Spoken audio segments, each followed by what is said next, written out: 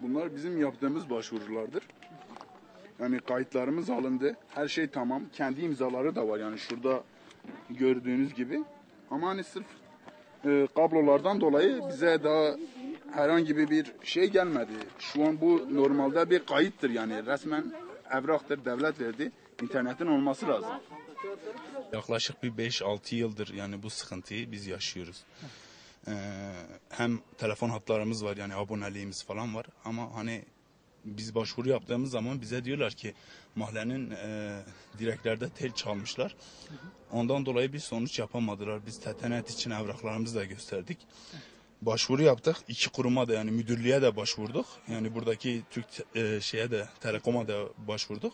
Bir sonuç alamadık biz mahalle olarak yani tek başıma da yapmadım. Şahit olduğum komşularım, arkadaşlarım da yani başvuru yapmıştı. Bir sonuç alamadılar. Bu saatten sonra biz yani istediğimiz yani hani öğrencilerimiz oluyor. Onların mesela internet ihtiyaçları vardır. Yani bizim istediğimiz hem ev telefon hatlarımızın çekilmesi hem de internet rahatça yani Türk Telekom'dan internet kullanabilelim. Yani yetkililerden talebimiz de yani bu sıkıntılarımızı gidermeleridir. Yani. İnternet sorunum var, mahalleli çekiyor. Bayağı bir arkadaş öğrenciyiz. Ödev çıkarmak için ta ki öbür internet kafelere kadar gidiyoruz. Gidiyorduk öyle ta bugün yarın baştan salma yapıyordular, başka da bir şey yok. İnternetlerimizin olması, ev telefonlarımızın çekilmesi, sokak lambalarımızın olmaması hepsi birer sorun. Gece karanlık oluyor, çocuklar için marketler uzaktır zaten. Bu PTT'ye falan gittik. Bize olmaz dediler. Yani telefon çalıntısı var, kablo çalıntısı dediler. O yüzden yani hep baştan savurma yap. Bilmiyorum hani herhalde mahallemizden dolayı mıdır bilmiyorum. Hani böyle biraz böyle icra bir mahalle gibi baktıkları için olabilir kesinlikle.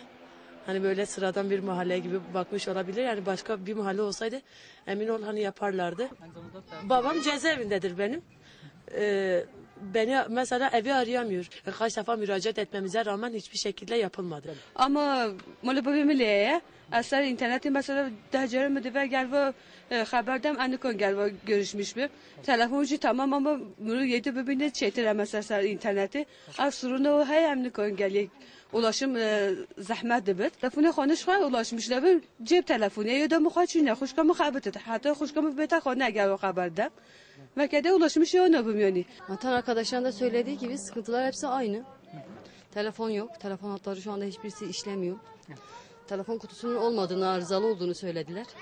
Biz müracaat ettiğimiz zaman da dediler ki efendim çalınmış. Bize öylesine gönderdiler. Ama eğer ki gayeleri yapmak olmuş olsaydı şimdiye kadar çoktan gelmişlerdi.